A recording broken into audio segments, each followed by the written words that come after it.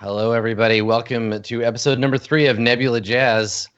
I'm joined by my favorite space cadets, and it feels like it's been a long, long time. Forevs. I was going to say episode 3. I know, right? Huh? Yeah.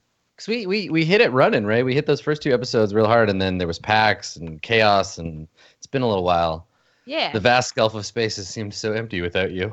How's everybody doing? How are we doing? Are we good? Stop going to space alone. You just call us. We got your friends here. We'll come to space with you. I hear it's great out there. Yeah. Well, I'm glad to be in space with you today. I'm looking forward to getting back to the game, even though it seems like we have a difference of opinions on what's going on, but we'll get to that in a minute. I want to see what everybody's been up to.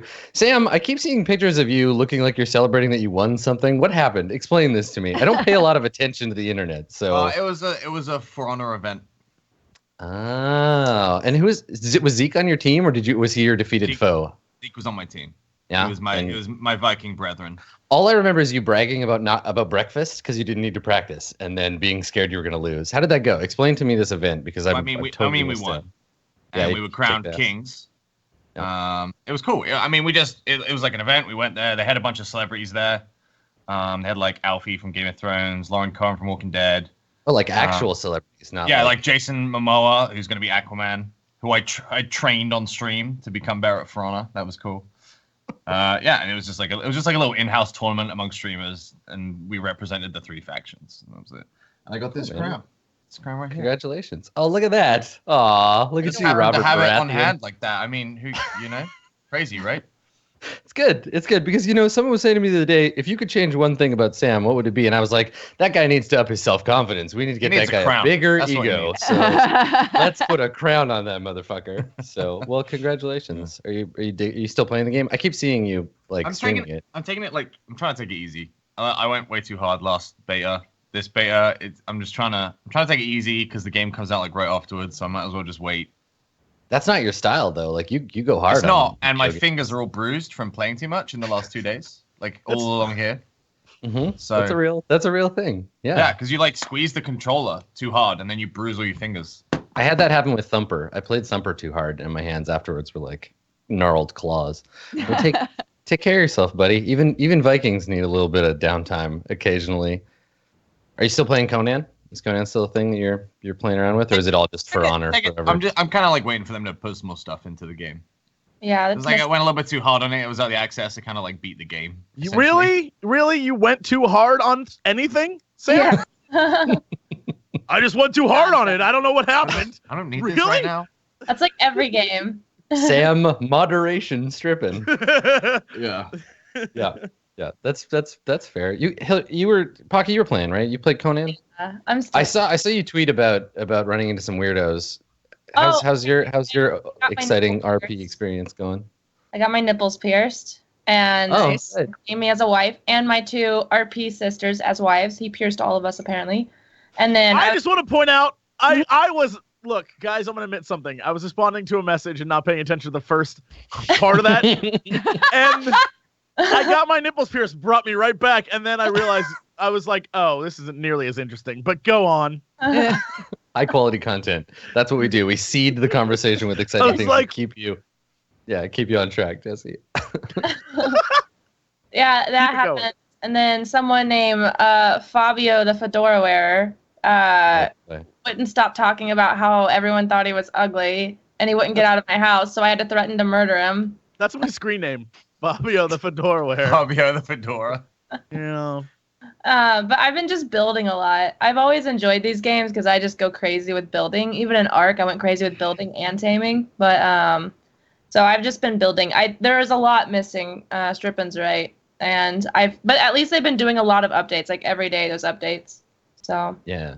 But I look more. I look forward to more optimization and then better building components.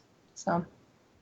Yeah, it seems like there is a lot. I mean, I remember when Ark was brand new and it wouldn't run on anyone's computer, so it's awful. It's the early days. It's cool to be able to get in and play that, but yeah, like you said, there's occasional moments where you're like, it would be nice if this was finished. Yeah. But I've been going pretty hard on that one. I go hard on survival games. I don't know why. Yeah. Yeah, just building a giant ass castle. Did you get to play when the server was ramped way up in production time and stuff, or did you just start at base? I've been doing the whole like it's hard, and people on the RP server. I've been on the RP server pretty much the whole time because people offline rated me on the regular one, and I was like, I can't do this, and so I went to RP, and I've just been building hours and hours of streaming and building, and I don't know why people watch. I'm literally just hitting rocks the whole. So. Satisfying though. Yeah, It's always satisfying. They're not tuning in for the rock hitting. They're tuning in for when that weirdo comes and offers to pierce your nipples. They're waiting for those moments. I think then it's like NASCAR. You're not there for the race. You're there for the crash. Oh shit! He offered to pierce my nipples too, and I said no. It's missing out, Yeah. Sam. Yeah, I didn't want none of that. Hey, he just is like, hey, just take off your shirt, and I'm like, wait, what? And it's like, just take off your shirt, and he's like, okay, this may hurt, and then Milady, just take off your shirt, milady. he just walks away as he's like, and now you're gonna be my future wife. You know, I As love. is So custom. weird. I love as how is realistic custom. these games are because that's how it works in real life. That's how. I mean, you that's how get- it works in Conan. Yeah, I'm pretty sure that's how it works, right? Yes, yeah. Conan, the source material is like pretty in line with that. Like Conan declares that someone belongs to them, then they have to take their shirt off. The end. That's it.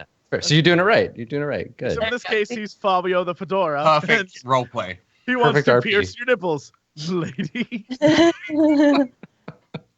Yeah, good stuff. Well, I'm glad you're having an enriching role playing experience on top of hitting rocks with a stick. It's fantastic. It's the best. No, it's not the best ever, but it's pretty funny. Yeah, emergent gameplay. Thanks, 2017. Dodger, what are you doing? What are you up to? You got anything pierced lately? No, I did get Good. some like weird occultist looking pants though that I'm super into. Occult pants. Oh These- yeah. Look at these occult pants. I'm super into them. So I, of course, paired them with my death bonus hoodie. And now I'm feeling like maybe I could do witchcraft if I, put forth the effort, which I won't. I feel like The just wearing weirdest- those pants is an act of Satanism. Good work. Thank you. The dark The god weirdest of episode of Full Metal Alchemist I've ever seen. I was about to say, yeah. Put on your alchemist pants. That's such a huge anime thing is whenever they introduce a mechanic of like, oh, you have to draw the magic circle and then do this and this and that. Eventually they'll meet a dude who's like, I tattooed the magic circle on my body. Right. So maybe this is like a lower tier version of that where it's like, I didn't want to tattoo myself because that sounds like it hurts, but I put it all over my clothes. It is on my pants. Roy Mustang, he has his on his gloves, and then he puts his That's gloves on. true. while it's You're business- so right, business time. Sam. Well, You were you have your so full metal pantaloons. Wasn't there a game that was based on like Dante's Inferno and the main character was Dante and he had like a giant cross tattooed on his chest? Yes. God. No, it was sewn. It was a cross that was Oh, sewn yeah. into his chest. Mhm. Man, he went Sewn in. Yeah, and then he went looking for his naked girlfriend the entire game and fought a big boobed Cleopatra. That's all I remember from that game. God, I haven't read the Divine Comedy in a long time, It's but I don't remember that part. part of it. Yeah. Yep. Didn't the Cleopatra like spawn babies out of her nipples and throw Out of them? her nipples. Thank you. Yeah. It's hard to forget a scene like that when you're fighting a giant big boobed Cleopatra who spawns nipple babies. It's hard to forget. Oh my god. I heard That's it's stays up there. so. We need more games that take the gems of Western literature and then just ruin them. Just like ruin them with anime. We need more of that. I was so mad at Dante's Inferno or whatever. I was so mad at that game because I love the Divine Comedies and I was raging. I was watching my then boyfriend play it and I'm like, this is not accurate at all. And he's Yeah. like, oh really? He didn't climb like a giant dong in the end? Like really? And I was, That is a beautiful scene, and everyone should play Satan's Giant Dong, the Shadow of the Colossus minigame. Wow. Shadow Holy of the shit. Colossal Dragon's Phallus. Dongma. Nice. Ay, Good. ay, ay, ay. Good work, Sam. Nicely done. Nicely done. You got anything else going for you right now aside from those beautiful pants, Dodger? Me? No, not really. Like that's Good. pretty much my entire life. I bought a heat gun yesterday. I got this. Still on that. I got, Still on that craft game. What's the heat yeah, I gun got for? this guy, and I was like, I wonder what normal people use this for because I'm using it for like shrink wrap purposes. People normally use these to remove paint apparently, and to thaw frozen pipes. It's like, oh, good to know. Good to know other ways that make a bit more sense that I can use this in the You got future. that fox too. Oh my god, do you guys want to see Big Boy? Oh Yeah. god. Oh yeah, look at that thing. Look at him. He's so awkward and sad. Pretty cute. He's like, Does he have a spider on him? Is there a spider still up there? Or? I can't see the spider anymore, but I assume that he's still up there. Like the head is massive, jokes. The head is massive, so I assume just because I can't see the spider doesn't mean the spider isn't still somewhere on his body. It's fair. But, It's fair to assume yeah. that just because you can't see the spider doesn't mean it isn't there. Yeah, I mean, Yeah. science, guys. Good work. Well, it's a cute, enormous fox head, even if it is a little Thank you. strange that it's so sad. I'm not really sure what that's It's about. always perfect when you I was saying this earlier, like if the door is open and you walk by, it's alarming. And I love that. You just glance in and there's a huge fox staring at you, and it's everything I wanted. That's all I hope for when I walk into a room, that there's a fox there to stare at me. Yeah. That's all I want. Well, you're making dreams come true, Dodger. Thank you for that. Jesse, my friend, we missed each other at PAX. I did not intersect with you I in know. any way. I tried. How It is just it didn't happen. possible? That is like not a large convention, and It's because every time we had things happening where we could find each other, they were at the same time, and it just didn't work. Like I was like, I'm gonna go hang out with Jesse after this. Oh, his panel's at the same time as my meet and greet. Okay, cool. All right, well, this other time, and you're busy, and I miss you you. broke my heart. I know, it was a sad time. Did you have an okay PAX otherwise, besides not getting to see me? It was great. It was one of the few PAXs where I wasn't immediately sick, so that's always fun. I got no PAX pox, and I walked around, and it's Texas, so I ate barbecue and shit, and hell, you can't go wrong, man. And then Yeah, you just doing it go and hang out. I love PAX South. That thing is the dopeness. Yeah, I'm into it too. It was another like quiet year at PAX South. Are you going to East? PAX East. I am going to East. Okay. I have well, sworn off West, though. I can't do Prime anymore. I'm done with it. It's Me too too. big. It's Yeah. too out No. of control. I am not even going to East. It's just too many conventions that I want to go What? to. Pocket? I was only going to East to hang out with you. I thought we were going together. I thought this was a thing. I was at South. What? Yeah. I was going for you. This happens all the time. I'm Fuck. I heard South was really busy this year. It was. It was busier. Yeah. So Yeah. now I'm done with all PAXs. They're all too busy all for me. all PAXs forever. You're just All you're PAX out. is dead I- to us. I'm not a fan of taking off for Oh. anymore, so I'm just not gonna do it. You know what? I truly like that is one of the like Twitch downfalls I've seen lately. Is people are just like, I don't want, if I leave, man, then I'm not working. I'm like, oh, I just want to like give you kisses, because that's like a tough position to be in, right? Like that's why I'm gonna be homeless, because I'm like, fuck it, I'll go. Yeah, it is the eternal conundrum. You can see it happening when somebody looks at their phone and they're like, oh, let's see how the old subscriber. Oh God, and they Yeah. pale. Just and don't just like- look. You just why need to did I not come to look. PAX? Yeah. I always feel bad when someone comes back from anything, like a week off or whatever, and they're like, I lost 50 subs. And it's like, what can I do to help, like, hold you? Like, I feel like it's a rough situation to be in. All I'm saying is, people watching right now, stop unsubbing, pricks. Fuck, people gotta go on vacation sometimes. Why you gotta be a dick? I actually Fucking got Pocket ain't even That's gotta be coming the east one now. the one benefit of your terrible sub method that you have on your channel is that they have it for life. They can never can't leave. unsub. The rest of it is all negatives, but that's the one That is the benefit, one. is I do not have to the worry. one flickering candle in a black room. The rest of it is a bottomless pit of no money, but for that little bit, yeah. You got that going for you. Now I'm not sure what I'm doing. Took a whole week off to go see Pocket in Boston. Now I gotta fucking. talk to Listen, other- if you need somebody to be on your panel about dongs and talk about Dante's my Inferno, panel- I will step in. We can my do that panel- Dante's Inferno panel Look at together. the best dongs in video games. Yeah. Adam Now will is the be time. Strike while the iron is hot, Jesse, because people are thinking about video game dicks right now, and you got to get on that train. Adam It's will time. be your dong tourage. Yeah, My- it's true. Oh, part of the Dong Tourage? I'll do it. Yeah. I'm about it. What about it? Yeah. We now have more than one game that we could talk about. So, God, now I kind of want to do that panel. It's too late. It's too late for East. I'm just writing down something that has nothing to do with this conversation. If you have a dong panel, I will go against my own word and go to PAX Prime just to be on that panel, and I will have a slideshow ready. Like, oh yeah. And if you see back and to the left, if you see this dong over here, that'll be great. Here we have Conan Exiles. Yeah, exactly. Well, that's what I'm saying, right? Like the media sphere is hype for these pixelated dongs, so I think it's time. All right, I'll hit you up after. I'll hit you Strike up after while the show. the dong is hot. Hot dong. Hey, dudes, it's always hot. Well, there's no safe way to get out of that. So thanks for watching, everybody. Let's play some role-playing games. So it's been a little while. So let's review. Let's talk about the first couple of episodes, and we'll get reacquainted with our characters before we jump back into the action, because action there will be.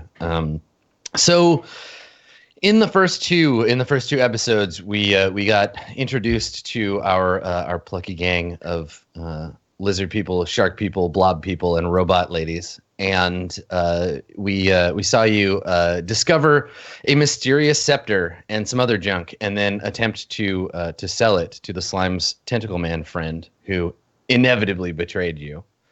But also, seems you were set up. Thankfully, Sam's character ate the evidence, but there is still this whole issue of the new regent of the space-spanning Imperium blaming you for his murder, the beloved Prince Navarius, killed by lowly criminals. And now you're on the run. We didn't do it. We was framed. So they say, Eugene. So they say. But public opinion certainly at the moment is turned against you. It's been less than 24 hours since the murder of Prince Navarius and then his subsequent consumption by our resident Sharkanoid. So, the station is still on high security. And I believe prior to the end of our last episode, there was some discussion of visiting Quinn's homeworld on account of the current regent having some dealings with the 12 Serpentes, and so you might be able to get some more information there. However, before you were able to get back to your ship, despite Grandma Slime's brilliant tactics, the rest of you are still outside the perimeter of the spaceport. Your little junker ship is still on lockdown, and a mysterious stranger dressed in black has come to interrogate you about the scepter. And I think the last thing we saw was this stranger blasting away on rocket boots to the roof of the building where Rex, Aurora, and Quinn may all be. I feel like Rex is about to get ditched, but we were heading there, and then didn't we get we got spotted in that cafe, right? There was someone who recognized or noticed you in the cafe, but you did manage to get through and up onto the roof. So I think that'll be our opening scene, right? It would be the roof, this big, alien billboard advertising probably some kind of noodles or something, and y'all kind of crouching in the light below the sign, watching Rex or watching Eugene in the car. But let's remind everybody of our characters' aspects. Let's do the little aspect review. So that's right. Do you wanna go first, Aurora? Just tell us your character's aspects and stunts so that we can. I haven't really figured out if I'm gonna change some of them, but I'm the happy-go-lucky mechanic of Alexatron, a robot-dominated world. I have no emotions. I'm a robot. That's the one where I'm like, I don't know if I'm gonna keep it, but and then I travel with my loyal companion Sparky. Yes, and Sparky is currently a damaged Doge. You have until the end of this session, you have a moderate consequence that involves your dog being busted. Yep. Is he completely busted or just partially busted? Just partially busted. It's a consequence, which is an aspect that represents your character being hurt or set back, and it's an aspect that I can invoke against you. So the more you have, the more vulnerable you are. And it's not an aspect that you can invoke in a positive way. It basically just means you have this negative baggage you're carrying around. But you can still function, travels with your loyal companion Sparky is still a thing. You can still describe Sparky being usable. He wasn't destroyed or anything. Okay. And then my stunt is because I was raised by robots. Once per session, I can hack robotics around me when I feel threatened. Yeah, and we still haven't quite got to the bottom of how it's possible for a human girl to psychically hack robotics, but I'm excited to find out. I'm excited when we get there. Cool. Eugene, we got to see one of your new aspects in action last time we played. Sure did. Do you want to review the rest for us? Sure, yeah. My aspects are the future richest slime in the galaxy, disgusting coward, less is more, and we are all connected. My stunts are because I will need minions one day. Once per session, I will pull one team member out of danger, or I can pull one team member out of danger. And thanks to my loud mouth, once per session, I can talk my way out of any situation. Now the first stunt, because there was some community oriented confusion around this one on the last one. Yes, you can once per session. You can just tell me like I'm going to pull my team member out of danger. But if your team member doesn't want to come along, that's when it might get resisted. Otherwise, you're able to just do it. Yeah, because when I tried to grab Sam, he was like, "I don't want to go." Everybody was like, "Wait, but it wasn't my fault. He compelled me to stay, and I only have one fate point." I get it. Yeah. Sam and I talked about this at length on the ride home. How could you do this to me? I was like, "Look, wasn't my fault." I'm just trying to save you. No, I have to fight. Fate points. Cool. All right. So let's talk about our lizard man. Quinn, what are your aspects? My aspects are disgraced guardian of the 12 Serpentes. Everyone hates a lizard man. Meticulous jar collector and former space jacker. That's right. And because I'm the last guardian, I get +2 when forcefully attacking when outnumbered. And because I'm a jacker hacker, I get +2 to flashily overcome things when my reputation's on the line. I like how much of your character is just developing on screen by us shouting things at each other and then them becoming part of your character. Still not totally certain what a jacker hacker is, but we know that they're important to a space jacking crew, and that you have some rep for being a not notorious... every jacking crew is able to get a jacker hacker. Like it's a very skilled rare trade. Yeah. They say only 1 in 1,000 is born with the potential to be a jacker hacker, and I guess only 1 in 1,000 jackers is a hacker. Oh, yeah. It's probably something like that. Yeah. Excellent. All right, so we'll discover more, I'm sure, about your jacker hacking past as we continue. Rex, our daring Sharkanoid. Let's talk about you have lots of stunts, so I want to talk about how that affects your character in a second. But let's go over your aspects first. What's your deal, Rex? He's a daring outlawed Sharkanoid. He has predatory hunger, a cartilage skeleton. He's compellingly heroic, and he can feel it in the air tonight. Is his last aspect. That's right. Because you've got that shark sense. You got that Sharkanoid, that Sharkanoid electro sense. Electroreception. Yeah. The song in my head. It will be. That's a thing. Forever. So for stunts, now you have, and we'll talk about this. So you have 4 stunts on your sheet right now, which would mean that if you keep all 4, it means your refresh is set to 2. Refresh is how many fate points, point, right? Yeah, it's how many fate points you start with. So you can keep all 4 and just start with two fate points. Yep, that's good. And let's talk about what your stunts are. Right, stunts are because Rex is the apex predator of the galaxy. He gets a +2 when he quickly attacks in one-on-one combat. Because of the eternal hunger of the Sharkanoids, once per session, Rex can devour anything the size of his body or smaller. I absolutely love the phrase "the eternal hunger of the Sharkanoids" because it makes me think that it's probably like a romance novel or something. Like I picture Rex and some beautiful like green woman with like long hair swooning, and he's on the cover of "The Eternal Hunger of the Sharkanoids" Part 1. Yeah, but in the book he just eats her. Yeah, exactly. Yeah, it gets the big erotic moment, and then he just jams her in his mouth, and that's it. Yeah. Listen, Sharkanoid erotica is very popular in certain circles. It bestseller. has its circles. Yep. All right. What else? What other stunts? Because Rex is compellingly heroic, he gets a +2 when defending flashily, as long as there's an audience present. And lastly, because he is of an aquatic race, he gets a +2 when defending quickly when wet. As well is the last one. I love that one so much. Like I can't imagine a situation in which someone wouldn't like just grab a bucket and throw it on you so you can fight better. It's I know. perfect. Great. Fantastic. All right, so slippery when wet and compellingly heroic. So I guess we'll get to see how some of that works in today's episode. I've reset everybody to the appropriate amount of fate points to begin. Eugene, you are, I think, were you still in the car or did you get dragged down into the alley? Oh no, yeah. I started heading to my ship, and then I got accosted. Mm-hmm. And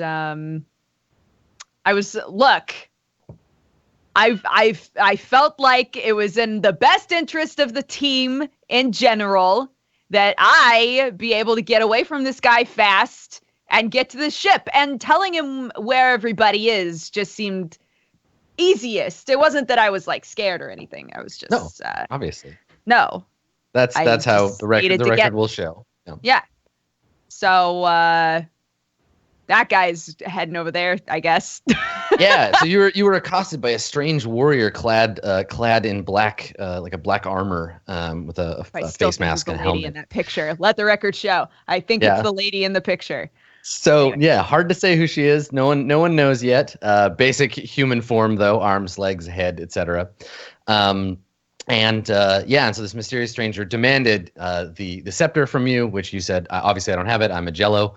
And pointed the stranger in the direction of Quinn, who currently has the scepter jammed down his loin parts. Mm-hmm. So right before we start, quick mechanical thing. When I reread the section on spending fate points because I had a bunch of them last time and I didn't know why. So when you spend them, they vanish into the ether. They just disappear. I don't get them. I start with a certain number, but I get more when you invoke NPC. Or when you compel NPC aspects. So you can, as part of your action, you can, instead of just creating scene aspects, you can spend a roll. You can make a roll to find out a person's aspects, and then you can compel them in the same way I do for you. So if you found out that you were facing someone who had a terrifying fear of spiders, you could spend one of your points to compel me to have, like, you could say, like, yeah, there's a spider that, like, lands on them and they get afraid. There's a really like simplified version of it, but once we have some actual ones to work with. So keep in mind that you can take your action to discover aspects, and those will stick around. So if you come across these characters again, you'll be able to know what their aspects are. Interesting. So that's how I get the more same. points. We use the same approaches with that. Like if we're rolling, we can like. Yeah, well, in that case, you wouldn't have to roll. You could just compel the NPC, and I would have to decide either take the point and let the thing happen, or I could say no, but I'd have to lose one of my fate points as well. Same as the way it works for y'all. So in order to find out somebody's aspects, then you'd use an approach. Yeah, and then if you succeed, you find out what their aspect is, and then you can compel and then at a later date or in the same at any combat time situation, or the same any time in that scene or later. So it doesn't take 2 fate points in order to find out what it is. No. Just a roll to find out what it is, and then anybody can tag it. And if you roll well enough, you'll get free invokes against it and stuff in the same way. Cool. Sick. And so when I compel you to do things, I can use fate points from imaginary infinite supply. I don't have to use mine to compel, but I use mine to invoke my own. So I do actually have a limited amount. I can't just be like, I invoke all their aspects in this roll. Give me your points. So it's a little more fairly balanced, and there's more likelihood that I'm going to run out. So I'm going to try to encourage you to learn aspects so that I want you to compel them, and it creates more chaos on my end. So be aware that that's a thing you can do.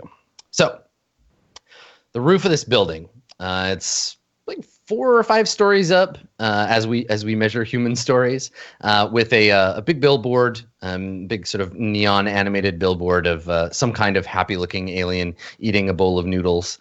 And so you're bathed in this kind of alternating, probably like blue and yellow light, very like stark. And the 3 of you are up on the roof, Rex, Quinn, and Aurora, and you see someone, come rocketing up onto the roof from below, using a jetpack or rocket boots or something, some kind of personal propulsion system. And they fly up and they land on the edge of the roof, and you can see they're scanning around. And they see the 3 of you, and they start to walk towards you. What are you gonna do? Scream. I mean. Yeah. I mean, that's a valid response. Yep. Yeah, I think I'm just gonna scream. I don't know. Yeah. And then I guess Sparky will bark, like his little like guard dog, but not really because he's kind of busted bark. Like so, it's like really distorted. Like you know, if you start hitting a stereo and it starts making weird sounds, that's his bark. Like a record player running out of power and slowing down. Right. Yeah. And Yeah, so it's totally. like going back and forth. Like he just can't bark very well. Okay. So Aurora lets out a shriek of terror, and Sparky starts to bark confusedly, standing in front of Aurora. Quinn, what are you doing when you see this dark figure land on the roof?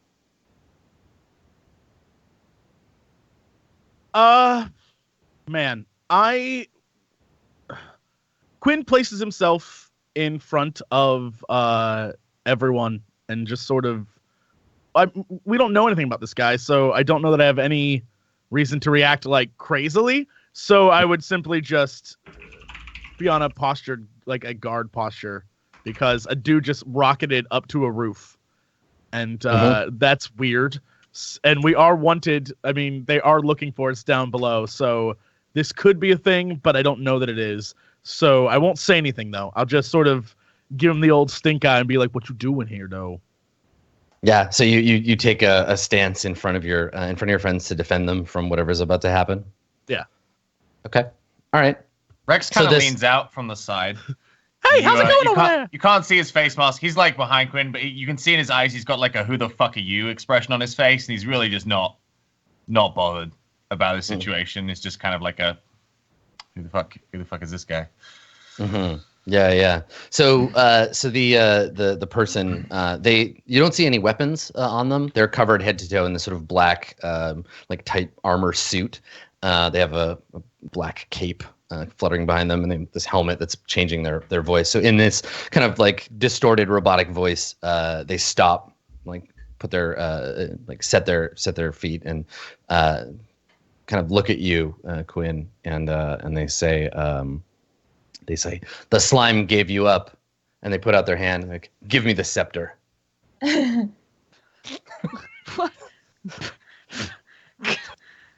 Lies.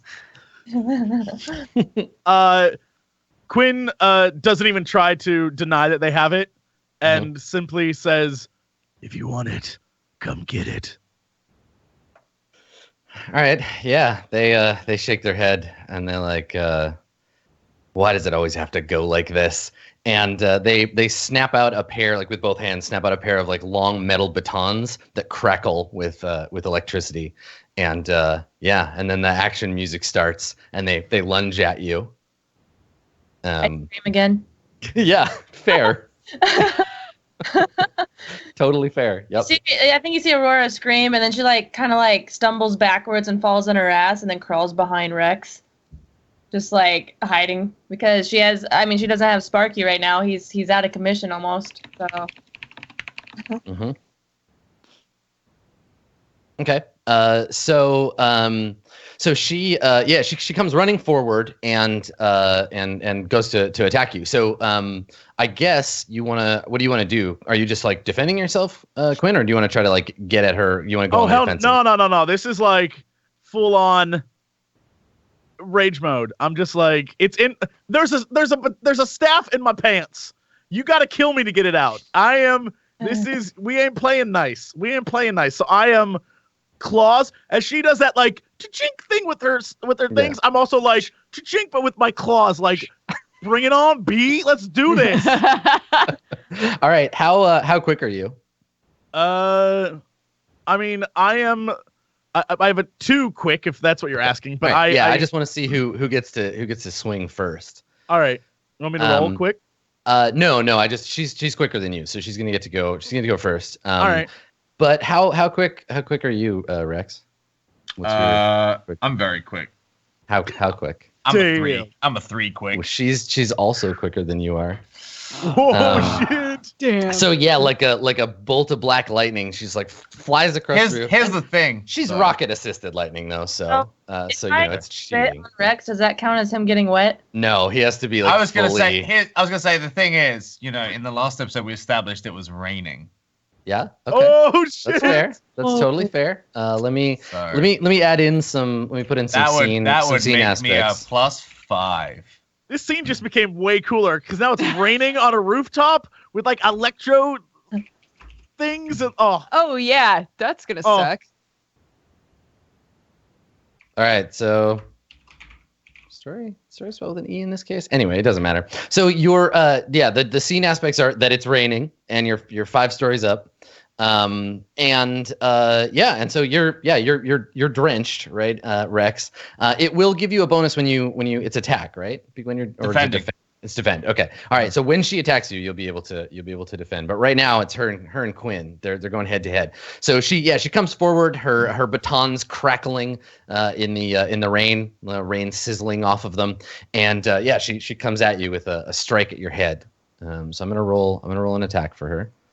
And we'll see how that goes. So plus her First quickness. roll of the day, boys. Here we go. And whew. looks like she got a 6. Oh. All right. So shit. I'm not gonna spend any of my fate points. I think 6 is a great start. What are you doing? How are you gonna defend? So she's like lunging at you, crackling purple batons. What does Quinn do?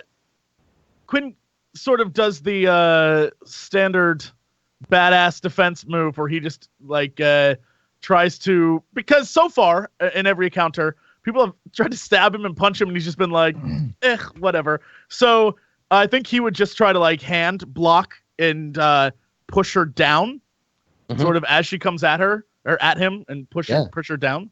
Okay, so you're just gonna like grab her and like force her, force her back. Yeah. Okay, all right, yeah. Defend with forceful.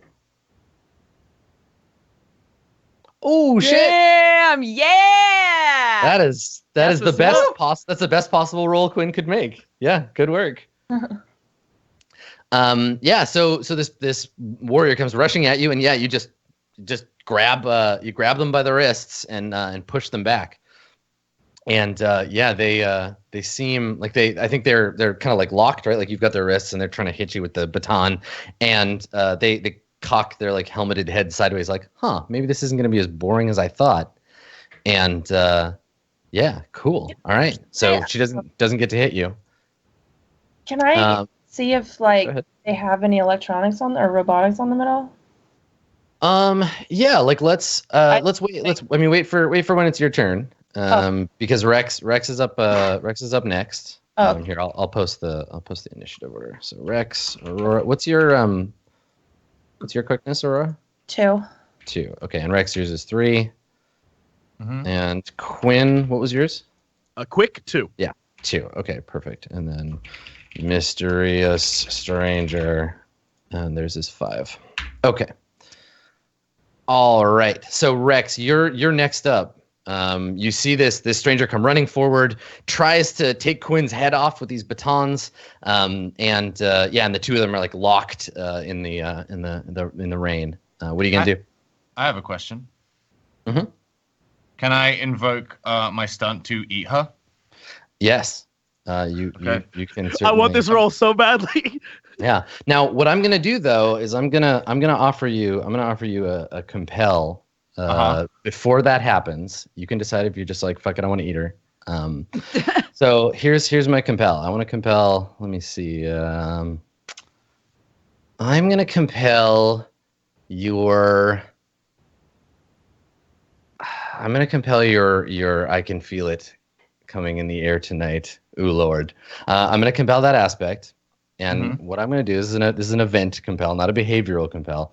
I think that as you emerge into the light, right? Quinn isn't blocking you. You emerge fully into the light. You sense a presence. You sense something familiar about this person. You've felt this particular tension before, right? Because people, their electrical fields change when they get hyped up, right? When they get excited, and maybe you look at this person, you can feel their heart beating.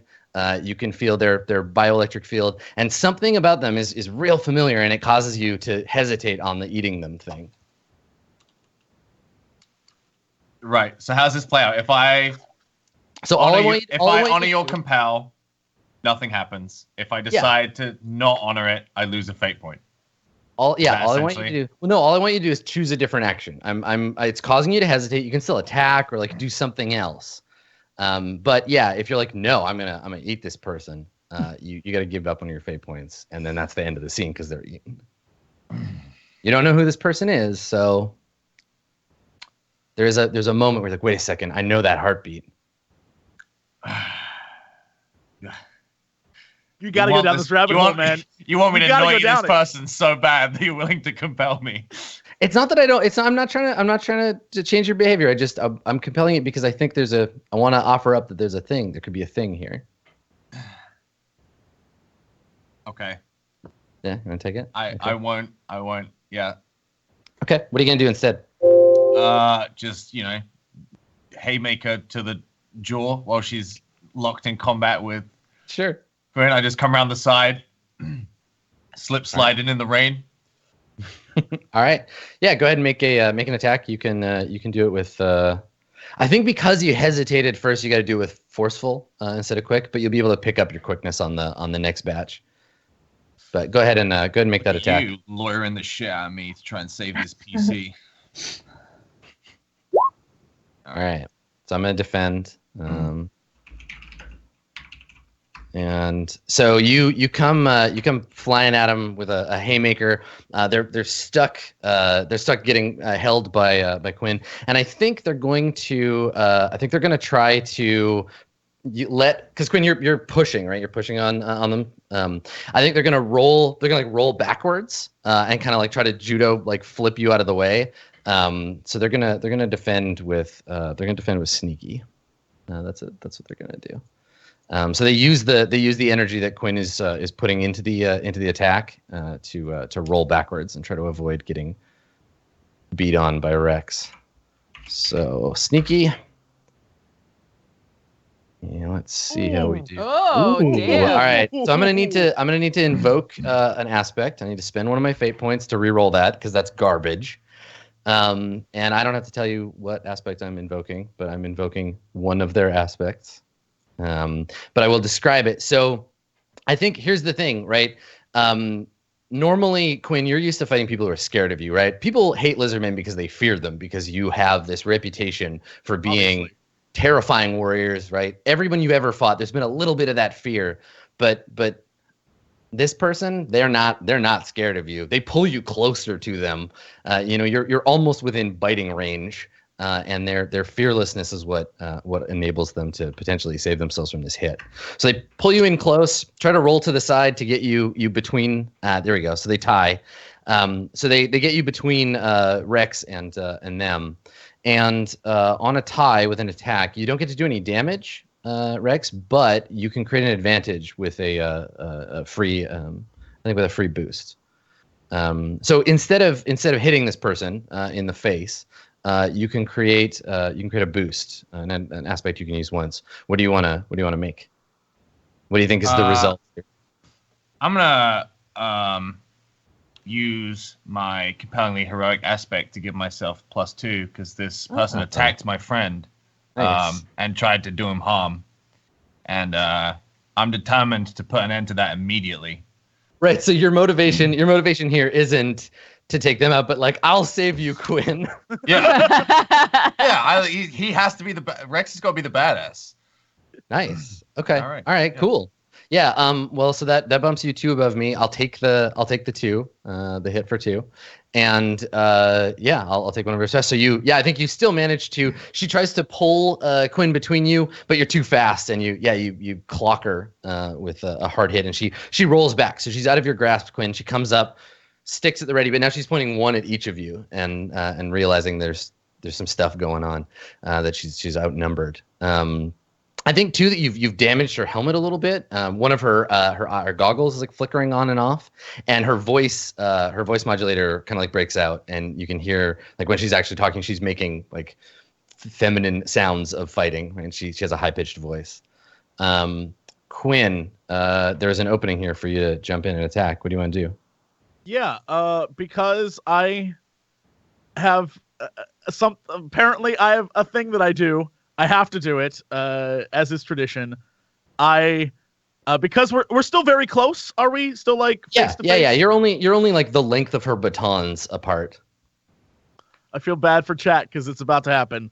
I stare into her eyes, and in a very soft but forceful voice, I say to her, "I am Quinn Telasalak, the last guardian of the 12 Serpentes, the damned son of Slyn. Today your family will lament and remember your choice not to run." And I swing at one of her boots in an attempt to rip off the one of her rocket boots. Ah, okay. So she can't run. Sure. Yeah. Okay. So let's have you roll to create an advantage. And the advantage here would be like damaged rocket boots, basically. Okay. Damaged so gear, what would I roll for that? You're using your tail to take a swing at her. I mean, it could be forceful. It could also be if you're trying to be like sneaky, like you're distracting her with a long speech while your tail snaps in there. That could be sneaky. What do you think? I mean, I think it's a forceful thing. Like this is part of my lizard man bravado. Is apparently this is the thing I say to everyone I fight with. So I guess there's no sneaky about it. I would just attack them. Yeah. Like right. Okay. Well, in that case, it's probably flashy, right? Because you're making a big scene out of it. Sure. Yeah. Okay. Yeah. Go ahead and roll that. Is this then? Would this also count for my stunt of a +2 because my reputation is on the line after just saying that ridiculous speech I say all the time? That's normally for overcoming. Or is all right. Because you're in this case you're creating an advantage. Gotcha. Okay. I will flashfully attack her boots. Yeah, do it. All right. Yeah. You definitely succeed. And I think that here let's add that. Damage rocket boots. And you've got a free invoke of it that you can use. Cool. Okay. So you lash out with your tail and take a swipe at her boots. She tries to jump, like to get out of the way, and you catch one boot and crush the rocket propulsion piece of it, and there's like sparks and a pool of rocket boot fuel spilling out onto the top of the roof. Cool. Aurora, what do you want to do? I wanted to. Can you hear me? You can hear me, right? Okay. I wanted to see if they had any robotics on them that I could hack. That's right. Yeah. So you want to you could discover an aspect about her particularly if you want. Okay, I'd like to do that. I'd like to scan to discover something to do with her gear. Yeah. Okay. All right. So same thing. You're going to create an advantage on an aspect or discover one. So how are you doing that? What happens? How do you describe what Aurora is doing? Well, the thing that the thing that she has on her wrist, the Pip-Boy per se. Mm-hmm. She's going to start tapping on it, and I think that she's going to access Sparky, and he's going to try and scan through her armor and see if she has any weaknesses or something that I can hack into. Mm-hmm. Okay. Cool.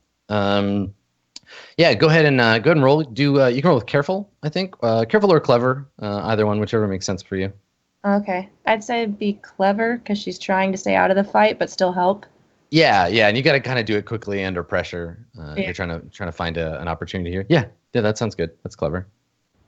Nice. Yeah, no problem. So yeah, she has an aspect that I will post to you, and this is cool. So you scan her, and Sparky starts to give her the once over with his scanning beam, and on your display you see an overlay of the kind of gear that she's wearing, and it's very specific. You maybe, I don't know, maybe you've seen it before, maybe not, you can tell me, but she either belongs to or stole from an ancient Agaran order called the Huntresses. She's either an Agaran huntress or she was able to kill one and is wearing her gear.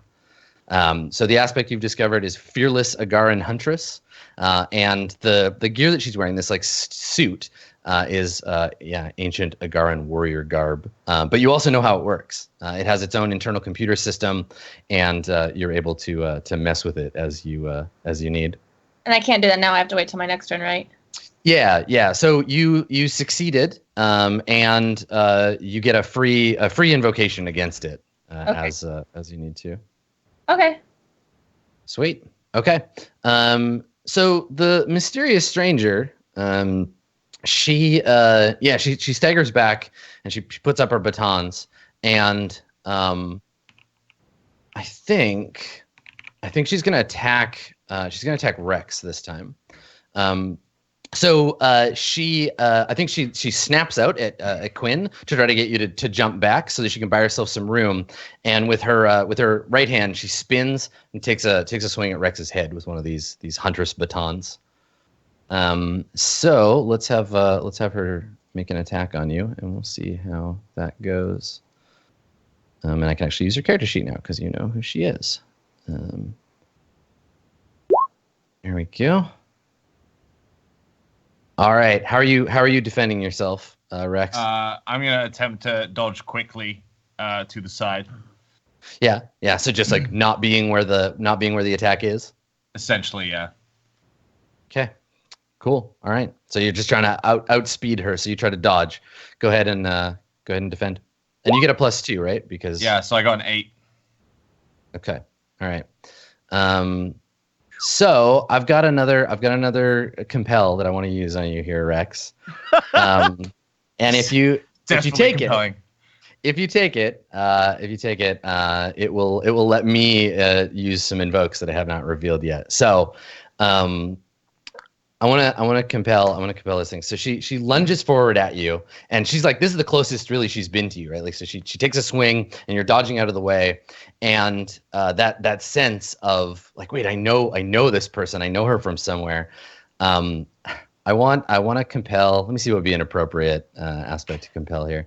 I want to compel your past as a daring outlaw sharkanoid, and I want to say that.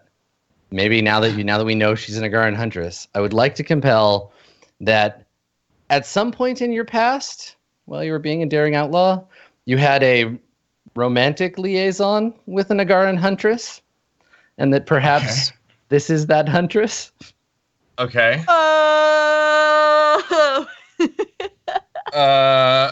Yeah. Yeah, you're into it. All right. Yeah. So she takes a swing at you, and She would have to be an Agaran huntress to make out with that mouth. Like, hot damn. I mean, we No didn't fear. kiss. Let's Fearless clarify. Agaran huntress. It's was one of her no things. kissing. Okay. No smooching. No, That's- What? Agarans, What? Neither of don't- our styles. they don't like to Just smooch. bumping. So I think what happens then, okay, so this is all still mid-roll. She takes a swing at you. You dodge the first swing. She gets up close. Maybe there's like some lightning from a pylon up above a power pylon, and it illuminates your face for a second. And her helmet, damage though it is, like slides apart, like slides away, and we get to see her face. So you're still kind of in the middle of this fight. She stops, and her helmet, like the segments of an insect's shell, like wings, it kind of like peels away and sinks down into her chest guard, into her neck. And we see her face, and she has basically all Agarans look this way. She has this like white, pale, like ash-colored skin. And then all the Agarans, depending on what clan they belong to and what family and stuff, they have markings on their face. So around their eyes, there's these like pitch black markings that look like, in some of them, like claws or tears that comes down. And in the rain, she's getting rain on her face. It kind of looks like streaking like mascara. And she has these like deep red eyes, and you immediately recognize her. Her name is Thuja Mayhem, and she is your ex-girlfriend. And Little Miss Mayhem. I called her.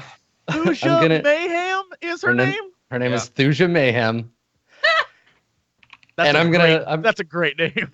Thank you. I'm gonna invoke one of her aspects. She has an aspect, and it's too good not to tell you what it is. It's called Love is a Battlefield. and it inspires her to beat the shit out of Rex because apparently things didn't end well. So that bumps her up to 8. Rex, do you wanna spend a fate point on any of your aspects? I mean, if we're tied, she just creates an aspect, right? No, you're tied now. Right, you're at 8. Yeah, so she ties it up. So she's gonna create she'll create an aspect that she can then use on the next one. Yeah, I'll let her create an aspect. I'm kind of taken aback. I thought I knew her, but I didn't realize it was gonna be like Lil Mayhem, and I left her high and dry. She woke up one day and I was just fucking gone. I was pissed. Okay. So, yeah. And that that revelation for Rex. Okay, that actually helps me fill in an aspect. I was waiting to find out what your pet name was for her. Now I have an aspect that I can use. Okay, so she's gonna create an aspect, and I think what she does, she lunges at you, you dodge out of the way, she sees you, she kind of snarls, and she's like, Rex? And then she jams her baton into the like a puddle of water that you're standing in. You jump back, you don't get electrocuted, but the lightning from her baton flies over to that transformer that I was talking about before, the little pylon, and it overloads and starts just like spitting lightning bolts at stuff. So overloaded pylon, and I get to make an invoke on it on her on any future action. Okay, so yeah, now there's these like purple sparks coming off this thing. You've jumped back, and now you see your ex, Thuja Mayhem, and she looks like she's ready to. Now it's personal. It was business before. Now it's personal. What do you want to do? I mean, I think Rex. Now remember, you can now things about her. You know that she's a fearless Agaran huntress. You know that she has the aspect love is a battlefield. You can compel those to like get her to give up or stop fighting or do something else if you can justify it. Sammy, you know deep down in your heart you have to swagger talk this lady. Be like, okay, baby. Well, here we're due a break. So let's have this like moment where the two of you are staring at each other in the rain. And we'll take our break here, and we can come back, and you can decide what you want to do with the Lady Mayhem when we return. So stick around. I'm so glad you didn't eat her. More Yay! more dramatic space romance when we return.